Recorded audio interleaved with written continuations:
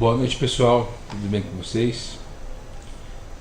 Vamos estar dando início aí a mais uma videoaula, né? Conforme a gente tinha conversado, eu vou falar um pouquinho com vocês aí sobre vetores, né? Sobre matrizes, sobre funções e procedimentos, né? Conforme nós tínhamos combinado, para auxiliar nos estudos de vocês de lógica, tá? Então vamos abrir a nossa plataforma.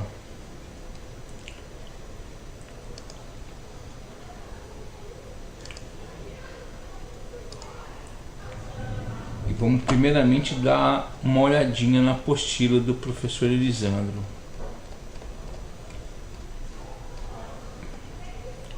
Tá, então, a quarta semana, né, vai falar de vetores e essas subrrotinas. Nessas subrrotinas nós chamamos de funções, tá, que depois eu vou explicar melhor para vocês. Né? Eu já tinha explicado para vocês que nós temos aqui as videoaulas, né, uma em Portugal e depois as outras em Visualg, tá? Então ele tem para os dois lados para vocês trabalharem, mas eu vou dar uma explicadinha em cima do Visualg, usando a apostila e usando o nosso blog, tá? Então vamos lá, deixa eu abrir a apostilinha para vocês.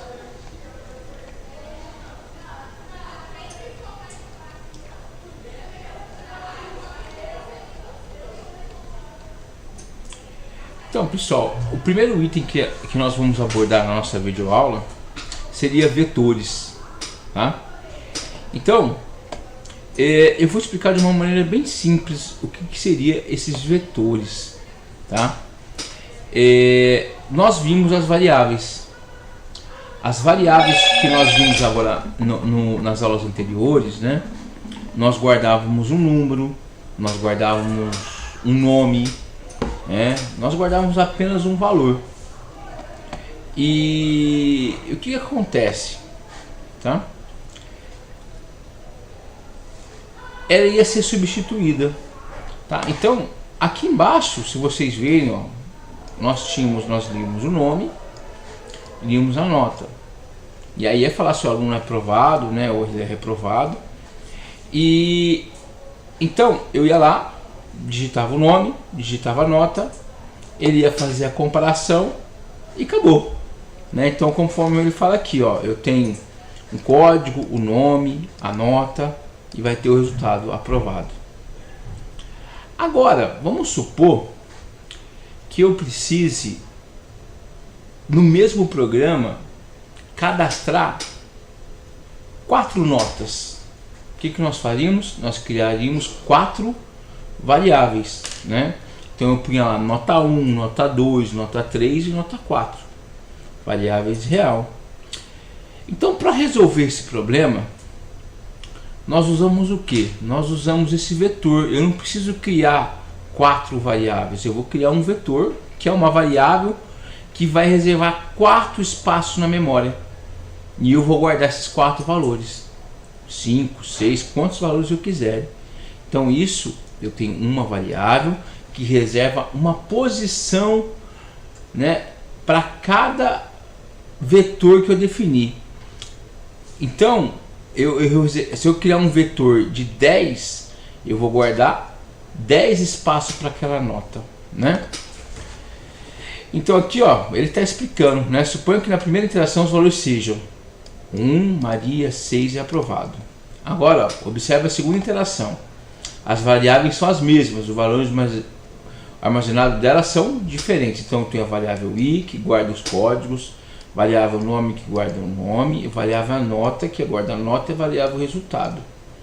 Agora, imagina se fosse 100 alunos, com seus respectivos conceitos, em vez de 5, como no exemplo.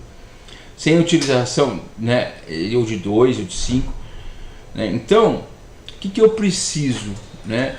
Eu preciso definir uma condição que eu crio apenas uma variável que ela vai guardar vários valores. Então essa variável que guarda vários valores, nós damos o nome de vetor, tá? Então aqui está explicando a síntese, né? Conforme eu monto esse vetor, tá? Então é o nome da minha variável, então eu vou pôr nota, né?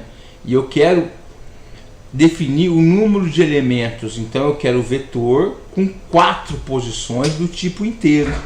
Então, por exemplo, aqui ó, eu tenho uma variável chamada idade, que na verdade ela vai ser um vetor. Então vai ter idade vetor 6 do tipo inteiro. Então eu vou ter 6 espaços para idade. Na hora que eu pedir para digitar a idade, eu tenho que digitar 6 idades, tá? Idade 1, idade 2, idade 3, idade 4, idade 5, idade 6. Eu não preciso criar 6 variáveis. Eu vou criar um número, né, que eu preciso, no caso aqui 6 idades, né, um exemplo, e eu vou definir ela que seria um vetor de 6. Na hora que eu vou usar vai ser idade vetor 1, idade vetor 2, né, assim por diante. Então eu não preciso criar aquela quantidade de variáveis, né, grande quantidade de variáveis. Então eu crio vetores.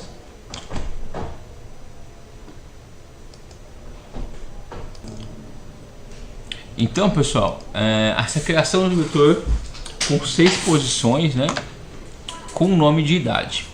Agora, vamos citar um exemplo aqui, ó, preenchendo um vetor. Nesse caso aqui, ó, nós estamos criando um vetor com o nome da variável nomes, um vetor de 3 posições do tipo caractere, né? Caractere é texto.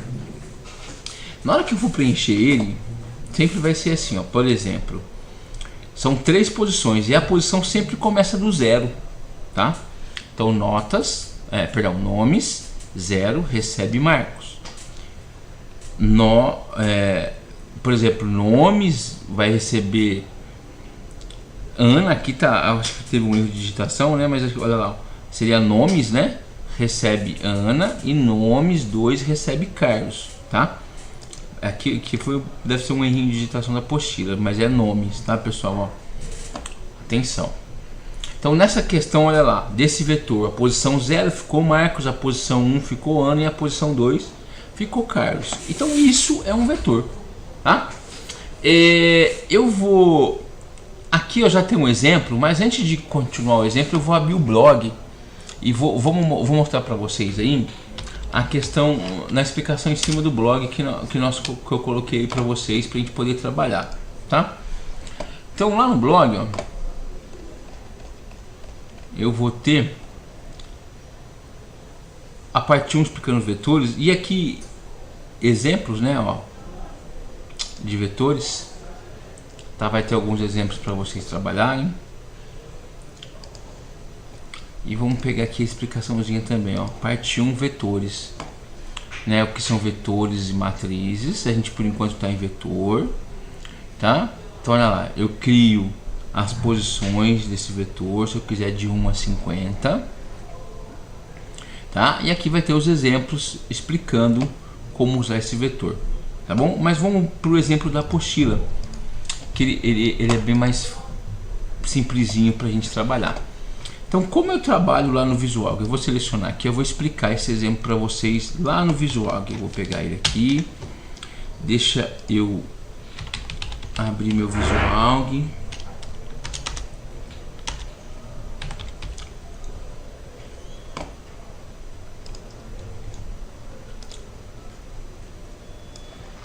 E vou jogar ele aqui, ó. Tá, então, ó, pessoal, quando eu copio, né, eu tenho que... A apostila, às vezes, ela vem em Portugal, então eu tenho que arrumar, tá? Eu vou arrumar minhas aspas aqui, ó. Algoritmos aluno. Aqui eu tenho uma variável i, tá? Essa variável i vai ser para usar no contador. Aqui, ó, eu estou criando uma variável com nome, né? Mas não é variável, é um vetor de 100, tá? E do tipo caractere. Isso quer dizer que eu posso guardar 100 nomes, tá, pessoal? Eu vou guardar 100 nomes. Então eu teria que ficar criando, né? Eu só quero guardar 100 nomes, eu quero criar 100 variáveis. Então, olha para vocês verem aqui, ó. Se eu pegar para ir de 1 até 100, faça. Então eu vou pegar aqui, ó, vamos executar. Então, pessoal, vamos só para, olha, eu falei para nós executarmos, né? Essa execução vai ter problema ainda, porque nós precisamos adaptar a nossa linha do vetor. Então aqui, ó, eu tenho que colocar nome, 2 pontos no visual, tá? E aqui 2 pontos 100, e eu tenho que escrever de caractere. E assim é como eu defino dentro do visual. Então eu tenho um vetor nome de 1 até 100, ele vai de 1 até 100 do tipo caractere. Mas eu vou colocar 10 aqui, porque senão a gente vai ter que digitar 100 nomes para fazer o teste. Nós vamos contar aqui até 10.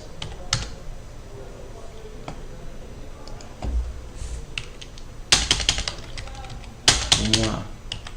Agora vamos arrumar nossas aspas aqui, ó. E vamos executar. Na hora que nós executarmos, tem um negócio errado, olha lá, eu tenho o faça ele não tem pica-faca. E vamos executar. E olha para vocês verem. Perceba-se que agora vamos ter que digitar o nome. Então eu vou aqui, João, Maria, Ana, José, são 10 nomes, né? Olha lá. E começa a perceber que no visual agora ele mostra, olha lá, as nossas variáveis através de vetores e mostra o valor de cada variável. Tá? Olha aqui atrás para vocês verem, né? Aqui atrás ele, ele mostra, faz um teste da nossa execução. Tá? Então nós criamos um vetor chamado nome de 10 posições e eu insiro 10 valores. Para eu não ter que ficar leia nome 1, leia nome 2, leia nome 3, leia nome 4, eu crio um contador, é o para. Por isso que é muito importante a gente aprender o loop, né? A estrutura de repetição lá atrás. Então eu ponho para de 1 até 10, aí ele vai a contar. Ele põe leia nome 1, depois leia nome 2, ele está contando de 1 até 10. Tá, pessoal? Então esse é o nosso primeiro exemplo. Partindo essa primeira videoaula eu vou ficar nesse primeiro exemplo, tá? Depois eu vou disponibilizar uma segunda videoaula explicando outros exemplos para vocês, né? Para não ficar um vídeo muito longo. Então primeiramente essa foi a primeira explicação sobre vetor, tá? Então até a próxima videoaula, espero que vocês tenham gostado. Até mais.